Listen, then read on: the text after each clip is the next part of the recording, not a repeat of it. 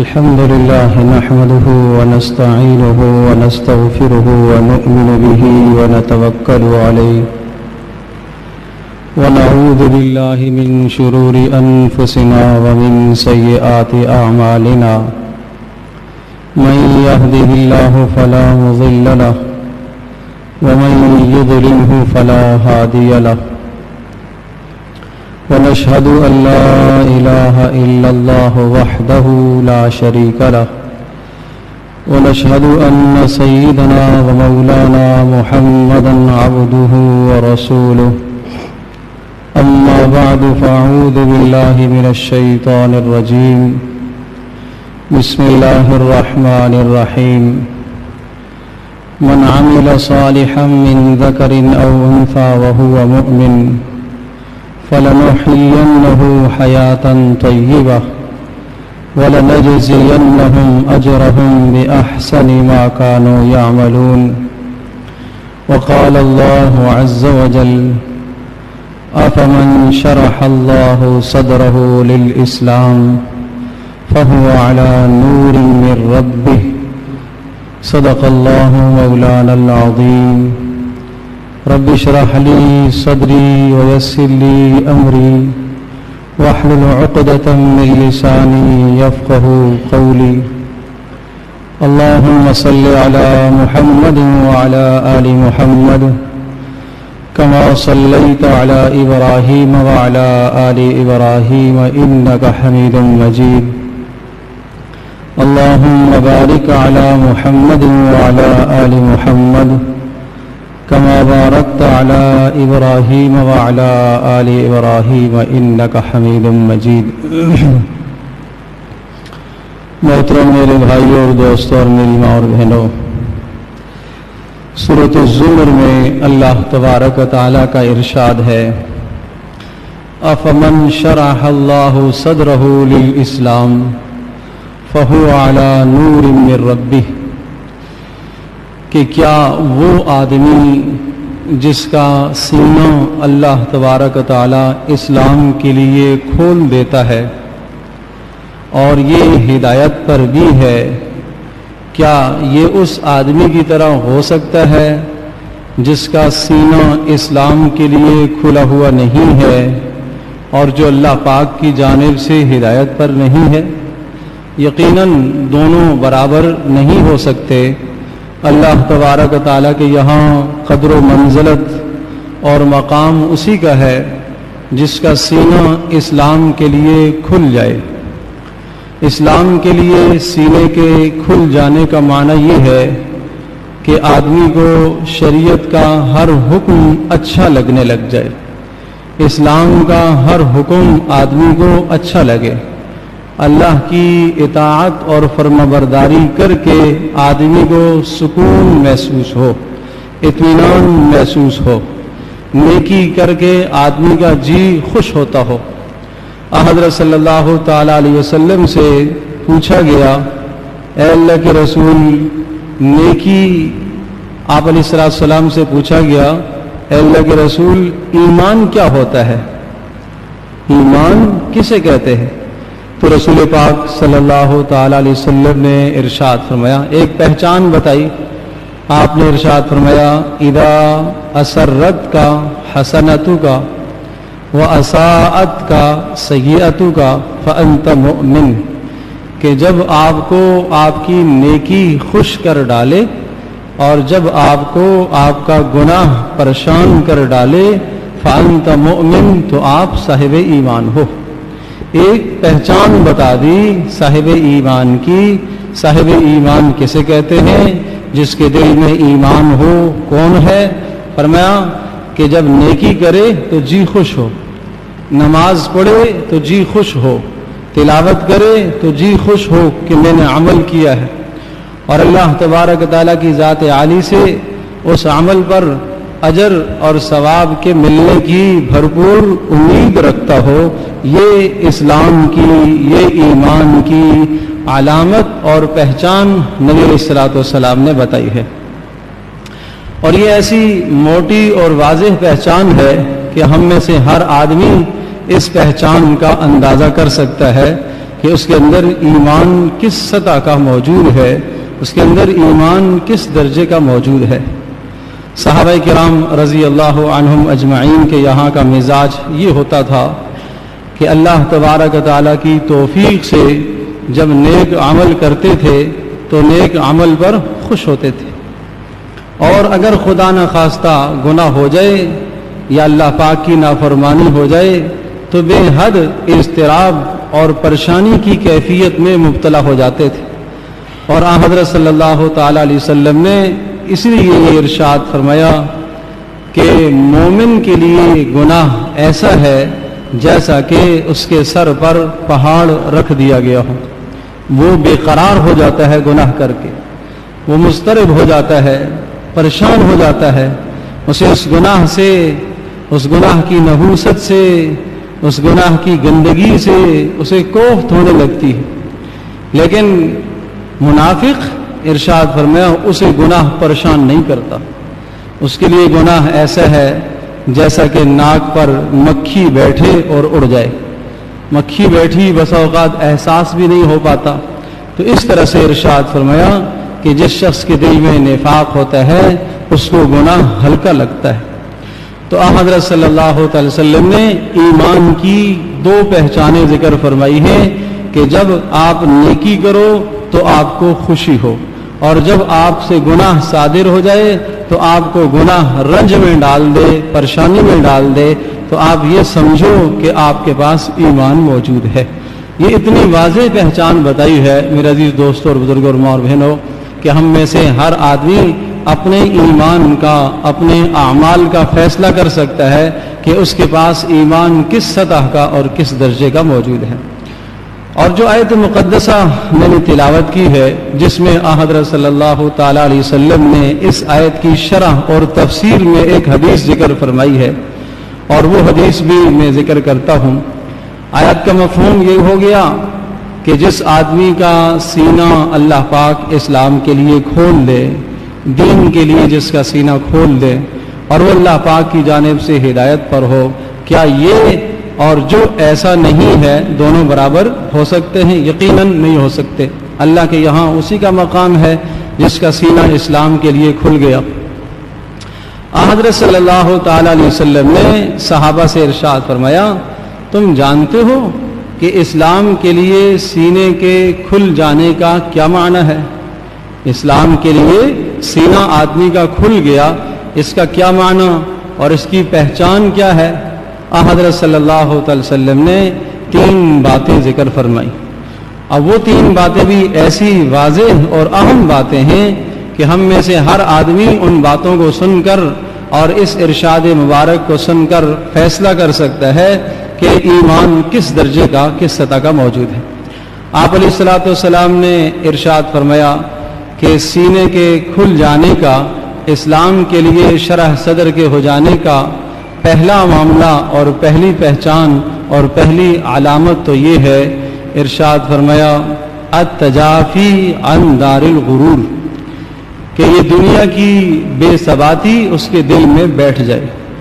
دنیا کا بے حقیقت ہو جانا اس کے دل میں بیٹھ جائے، دنیا کا دھوکہ اور مکر و فریب اس کے دل میں بیٹھ جائے، اور وہ یہ سمجھ جائے اور اس بات پر اس کا ایمان اور یقین راسخ اور پختہ ہو جائے کہ دنیا کی زندگانی وہ ہمیشہ والی نہیں ہے بلکہ عارضی زندگی ہے۔ یہاں کا غم، یہاں کی پریشانی، یہاں کی مصیبت، یہاں کی ہر چیز عارضی ہی عارضی ہے، لیکن اس کے مقابلے میں آخرت کا جو غم ہے، آخرت کی جو پریشانی ہے، آخرت کی جو مصیبت ہے وہ بہت بڑی مصیبت ہے۔ تو آپ علیہ الصلوۃ والسلام نے پہلی پہچان، پہلی بات یہی ذکر فرمائی کہ اس دنیا سے بے رغبت ہو جانا یہ سینے کا اسلام کے لیے کھل جانے کی پہلی علامت ہے کہ آدمی دنیا سے بے رغبت ہو جائے۔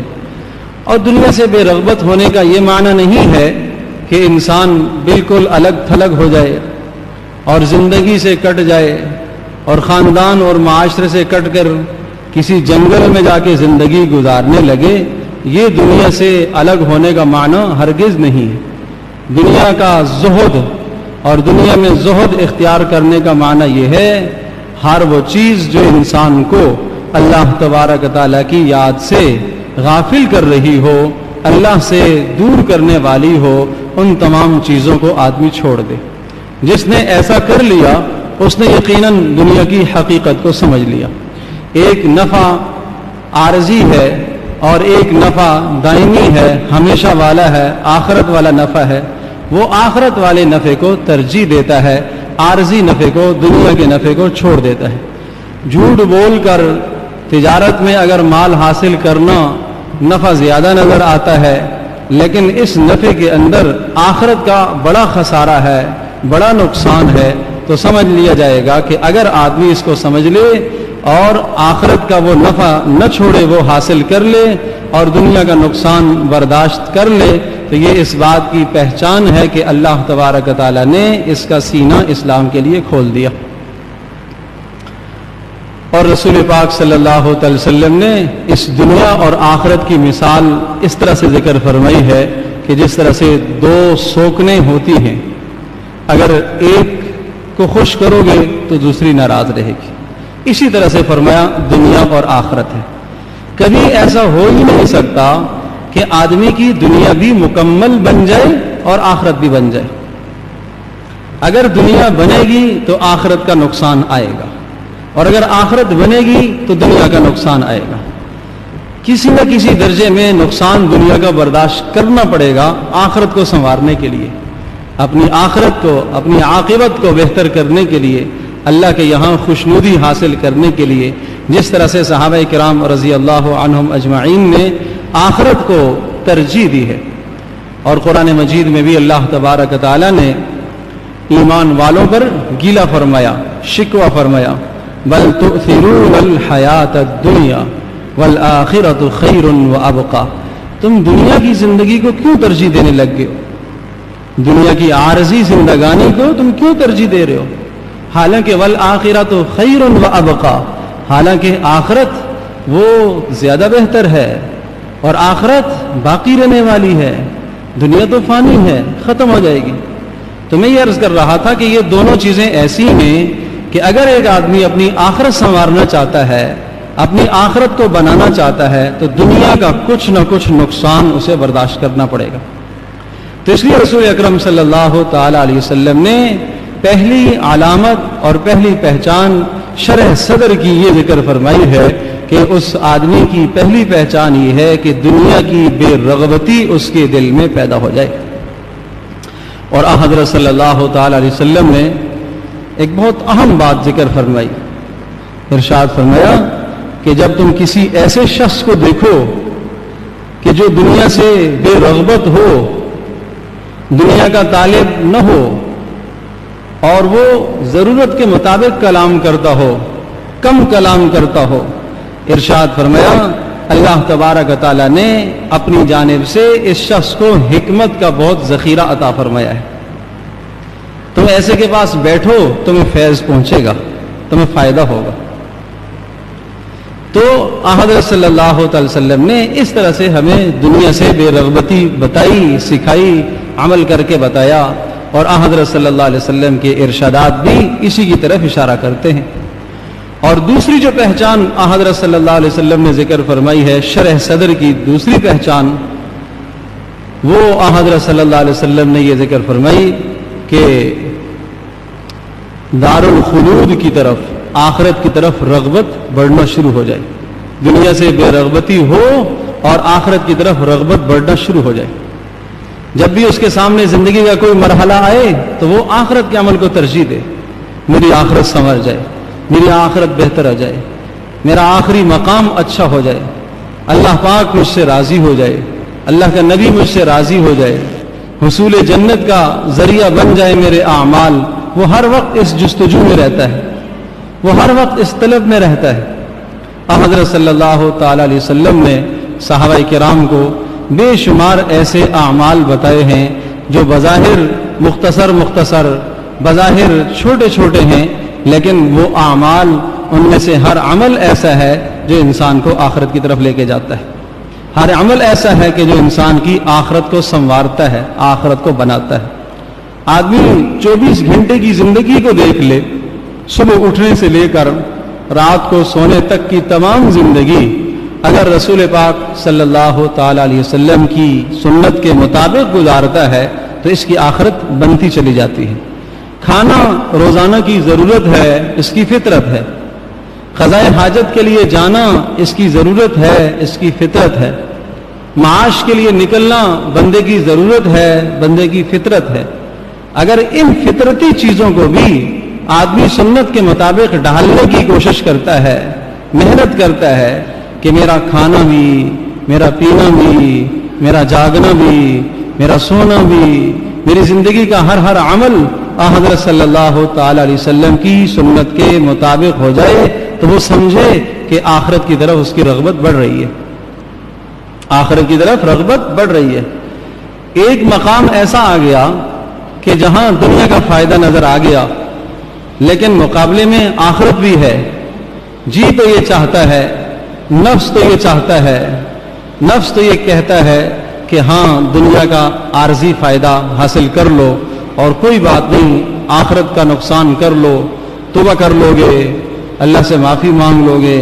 اللہ پاک معاف کر دینے والا ہے۔ یہ سب باتیں اپنی جگہ پر درست ہیں، لیکن ایمان والا آخرت کے عمل کو ترجیح دیا کرتا ہے۔ ایمان والا آخرت کے عمل کو ترجیح دیتا ہے، وہ دنیا کے عمل کو ترجیح نہیں دیتا۔ تو حضرت صلی اللہ علیہ وسلم نے دوسری علامت شرح صدر کی یہ ذکر فرمائی ہے کہ آدمی کو آخرت میں رغبت ہونے لگ جائے، آخرت میں رغبت ہونے لگ جائے۔ اور تیسری پہچان حضرت صلی اللہ علیہ وسلم نے شرح صدر کی یہ ذکر فرمائی ہے والاستعداد للموت قبل نزوله، کہ موت کے آنے سے پہلے موت کے لیے اپنے آپ کو تیار کر لے۔ یہ بڑی اہم بات ہے، موت کے آنے سے پہلے اپنے آپ کو موت کے لیے تیار کر لے۔ کب آئے گی؟ کوئی وقت مقرر نہیں ہے، کوئی وقت متعین نہیں ہے، کوئی وقت طے نہیں ہے انسان کا، انسان کی نظر میں طے نہیں ہے، اللہ کے یہاں متعین ہے، اللہ کے یہاں مقرر ہے، اللہ کے یہاں متعین ہے۔ اذا جاء اجلهم لا يستأخرون ساعة ولا يستقدمون، فرمایا جب اجل اور جب موت کا فیصلہ آتا ہے اور جب موت کا وقت آتا ہے تو ایک لمحہ نہ آگے ہے نہ ایک لمحہ پیچھے ہو سکتا ہے۔ پھر انسان یہی کہتا ہے اگر مجھے مزید موقع مل جاتا۔ اللہ پاک نے قرآن مجید میں انسان کی اس تمنا کو، اس آرزو کو اس طرح سے ذکر فرمایا ہے، ارشاد فرمایا وَأَنفِقُوا مِمَّا رَزَقْنَاكُمْ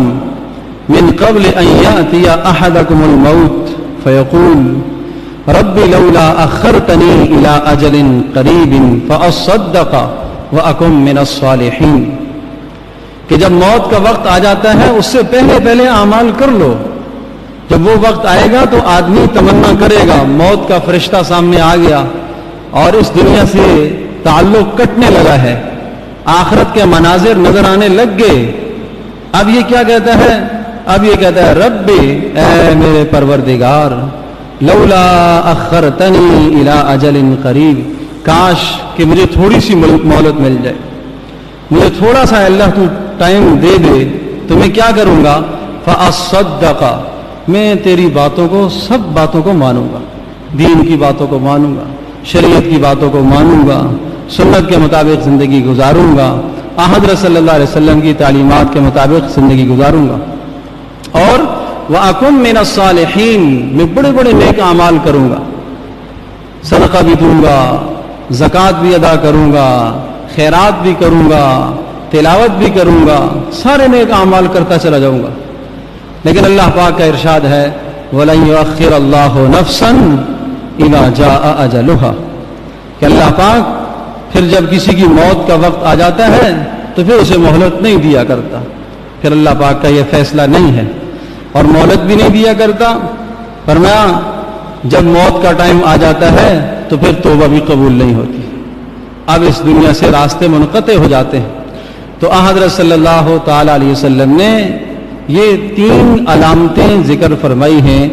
افمن شرح اللہ صدرہ للاسلام، کہ جس شخص کا سینہ اللہ پاک اسلام کے لیے کھول دیتا ہے اور وہ ہدایت پر ہوتا ہے، پوچھا گیا اللہ کے رسول اس کی کیا پہچان ہے، کیا پہچان ہے؟ تو آپ نے ارشاد فرمایا دنیا سے بے رغبتی پیدا ہو جائے، آخرت کی رغبت اسے لگ جائے، اور موت سے پہلے پہلے موت کی تیاری کر لے۔ اور علامہ قرطبی رحمۃ اللہ علیہ نے اپنی کتاب میں لکھا ہے کہ موت اتنا بڑا صدمہ ہے کہ کائنات میں اس سے بڑا کوئی صدمہ نہیں ہے۔ موت اتنا بڑا صدمہ ہے کہ کائنات میں اس سے بڑا کوئی صدمہ نہیں، اس سے بڑی کوئی مصیبت نہیں ہے۔ موت پر سب مصیبتیں ختم، لیکن ارشاد فرمایا بتاؤں اس سے زیادہ مصیبت کیا ہے؟ اس سے بڑی مصیبت موت سے غفلت ہے۔ اس سے بڑی مصیبت موت سے غفلت ہے کہ ایک آدمی جنازے کو دیکھ رہا ہے، غسل دے رہا ہے، کفن پہنا رہا ہے، اور میت کو قبرستان کی طرف لے کے جا رہا ہے، پھر بھی اس کو اپنی آخرت یاد نہیں آتی۔ خبر میں اتار رہا ہے، پھر بھی دل میں خیال آتا ہے میں تو نہیں مرا، یہ تو یہ مرا ہے، میرے پاس تو ابھی ٹائم ہے۔ 70 سال زندگی کے گزر گئے تو آدمی یہ خیال کرتا ہے ابھی تو ٹائم ہے۔ 50 سال گزر گئے، 40 سال گزر گئے، 30 سال گزر گئے، ابھی تو بہت وقت بچا ہوا ہے۔ حدیث پاک میں آتا ہے یہ تصویف یہ شیطان کی طرف سے ہے، مؤخر کرنا، ابھی توبہ نہیں کرنا، ابھی ٹائم ہے، ابھی تو بڑا موقع ہے۔ شیطان آدمی کو ٹلاتا ہے ٹلاتا ہے ٹلاتا ہے، اس طرح سے کرتے کرتے سیدھا موت کے دہانے پر لے جا کے چھوڑتا ہے، اور پھر آدمی کو توبہ کرنے کا موقع نہیں ملتا۔ تو علامہ قرطبی رحمۃ اللہ علیہ نے ارشاد فرمایا کہ موت بڑی مصیبت ہے، لیکن اس سے زیادہ بڑی مصیبت وہ غفلت ہے، موت سے غفلت۔ عبداللہ بن مسعود رضی اللہ تعالی عنہ کا ارشاد ہے، فرمایا کرتے تھے 2 واعظ اللہ پاک نے چھوڑے ہیں انسان کے لیے، جن سے انسان واعظ حاصل کرتا ہے، نصیحت حاصل کرتا ہے۔ ایک واعظ ناطق ہے، بولنے والا ہے، اور ایک واعظ خاموش۔ فرمایا وہ واعظ جو ناطق اور بولنے والا ہے وہ اللہ کا قرآن ہے، یہ جہاں بجا آپ کو نصیحت کرتا ہے، خیر کی باتیں بتاتا ہے، گناہوں سے، فتنوں سے، شرور سے روکتا ہے، نافرمانیوں سے روکتا ہے۔ اور دوسرا ارشاد فرمایا ایسا واعظ ہے جو خاموش ہے، بولتا نہیں ہے، اور فرمایا وہ موت ہے، وہ موت ہے، یہ بھی واعظ ہے۔ اور پھر فرمایا بڑی عجیب بات ہے، من لم یتعظ بموت احد فلم یتعظ بقول احد، جو آدمی کسی موت سے، کسی کی موت دیکھ کر، مرنا دیکھ کر نصیحت حاصل نہیں کرے گا، وہ کسی کی بات سن کر بھی نصیحت حاصل نہیں کرتا، وہ کسی کے سمجھانے سے بھی نہیں سمجھتا۔ تو اس لیے موت ہم سب کے لیے بہت بڑا سبق ہے، اور ہم سب نے اس سے ہمکنار ہونا ہے، اور ہم سب اس کا شکار ہونے والے ہیں۔ تو اس لیے میرے عزیز دوستوں اور بزرگوں اور ماں اور بہنوں، موت سے پہلے پہلے اپنے آپ کو موت کے لیے تیار رکھنا، یہ رسول اکرم صلی اللہ تعالی علیہ وسلم کا اسوہ حسنہ ہے۔ اور یہ حال تھا، پوچھا گیا اللہ کے رسول آپ کو زندگی سے متعلق کتنی امیدیں ہیں؟ صحابہ سے پہلے سوال فرمایا تو صحابہ نے کہا اللہ کے رسول صبح ہوتی ہے تو شام کی امید نہیں ہوتی، شام ہوتی ہے تو صبح کی امید نہیں ہوتی۔ آپ علیہ السلام نے ارشاد فرمایا تو بہت طویل امید کے مالک ہو تم، بہت لمبی امیدیں۔ اللہ کے رسول آپ کا کیا حال ہے؟ فرمایا میرا تو یہ حال ہے کہ نماز میں ایک جانب سلام پھیرتا ہوں، دوسری جانب سلام کی امید نہیں ہوتی۔ یہ حال ہوتا ہے کہ شاید اس سے پہلے پہلے میری روح قبض ہو جائے، پرواز کر کے چلی جائے۔ اور پھر ایک بار حضرت صلی اللہ علیہ وسلم نے صحابہ کو اتنی واضح مثال سے سمجھایا، اتنی بہترین مثال سے سمجھایا۔ آپ علیہ السلام نے زمین پر ایک مربع خط کھینچا، اور اس خط کے اندر آپ نے ایک لکیر کھینچی، اور اس لکیر کو اس مربع شکل سے باہر نکالا، اور پھر اس لکیر کے دائیں بائیں چھوٹی چھوٹی اور لکیریں بھی لگائیں، آپ علیہ الصلوۃ والسلام نے صحابہ سے پوچھا جانتے ہو یہ میں نے کیا نہیں اللہ کے رسول ہمیں تو نہیں معلوم۔ رسول پاک صلی اللہ تعالی علیہ وسلم نے ارشاد فرمایا سنو یہ جو مربع شکل ہے یہ آدمی کی زندگی ہے، اور اس کے اندر یہ جو ایک لکیر لمبی اور اس سے باہر نکل رہی ہے یہ آدمی کی امید ہے،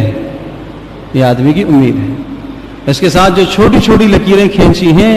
یہ انسان کی خواہشات ہیں کہ امیدیں زندگی سے بھی آگے جا رہی ہوتی ہیں، زندگی سے بھی آگے جا رہی ہیں۔ تو اس لیے ارشاد فرمایا کہ موت سے پہلے پہلے موت کے لیے تیار رہنا، موت سے پہلے پہلے اپنے آپ کو موت کے لیے تیار رکھنا، یہ تیسری علامت رسول پاک صلی اللہ علیہ وسلم نے بتائی ہے شرح صدر کی، کہ جس آدمی کا سینہ اللہ تبارک و تعالیٰ اسلام کے لیے کھول دیتا ہے اس کے اندر یہ تین باتیں اور یہ تین علامتیں پائی جاتی ہیں۔ پہلی علامت دنیا سے بے رغبتی پیدا ہو جائے، اور دوسری علامت آخرت کی رغبت اسے حاصل ہو جائے، اور تیسری علامت موت سے پہلے پہلے موت کے لیے اپنے آپ کو تیار کر رکھے۔ حضرت عبداللہ بن مسعود رضی اللہ تعالی عنہ ہی سے ایک بار حضرت صلی اللہ علیہ وسلم نے ارشاد فرمایا کہ اپنے دل کو ٹٹولا کرو۔ کب؟ فرمایا تلاوت قرآن کے وقت اپنے دل کو دیکھا کرو کہ تلاوت کے وقت تمہارا دل اللہ کی طرف لگتا ہے، راغب ہوتا ہے یا نہیں۔ یہ بھی شرح صدر کی پہچان بتائی کہ تمہارا دل تلاوت کے دوران کہاں لگ رہا ہوتا ہے۔ اور ارشاد فرمایا خلوت کے موقع پر جب تم تنہائی میں ہو اس وقت اپنے دل کی کیفیت پوچھا کرو۔ جلوت میں اور لوگوں میں اور دوستوں میں وہاں تو آدمی بسا اوقات اعمال کر لیتا ہے، لیکن جب تنہائی آتی ہے، رات کا وقت ہے، اب ہاتھ میں پانی لیا، کوئی دیکھنے والا نہیں ہے، اگر فطرت اور مزاج یہ ہے کہ بیٹھیں 3 سانسوں سے پیوں، سنت کے مطابق پیوں، تو سمجھ لیں اس بات کو کہ دل کے اندر رسول پاک صلی اللہ علیہ وسلم کی عقیدت موجود ہے، اللہ پاک کے احکام کی عقیدت دل کے اندر موجود ہے کہ اس تنہائی میں سے کوئی دیکھنے والا نہیں ہے، صرف اس لیے اس سنت پر عمل کر رہا ہے کہ پیارے پیغمبر صلی اللہ علیہ وسلم کا یہ عمل ہے۔ تو اس طرح سے ارشاد فرمایا کہ اپنے دل کو اس وقت میں ٹٹولا کرو، اور پھر ارشاد فرمایا ذکر کا جب حلقہ ہو جہاں اللہ کی یاد ہو رہی ہو اس موقع پر اپنے دل کی کیفیت دیکھو، اس وقت اپنے دل کا حال پوچھو کہ دل کس کیفیت میں ہے اور دل کے اندر اللہ پاک کی یاد ہے یا نہیں ہے۔ اور میرے عزیز دوستوں اور بزرگوں اور ماں اور بہنوں، دل اللہ تبارک و تعالی نے اس لیے پیدا فرمایا کہ اس دل میں اللہ کی یاد کو بسایا جائے، اس دل میں اللہ کی یاد کو بٹھایا جائے، اس دل میں اللہ پاک کی محبت کو غالب رکھا جائے، اس دل میں حضرت محمد صلی اللہ تعالی وسلم کی عقیدت اور محبت کو غالب رکھا جائے، اور اس دل کے اندر کفر نہ ہو، شرک نہ ہو، حسد کینہ نہ ہو،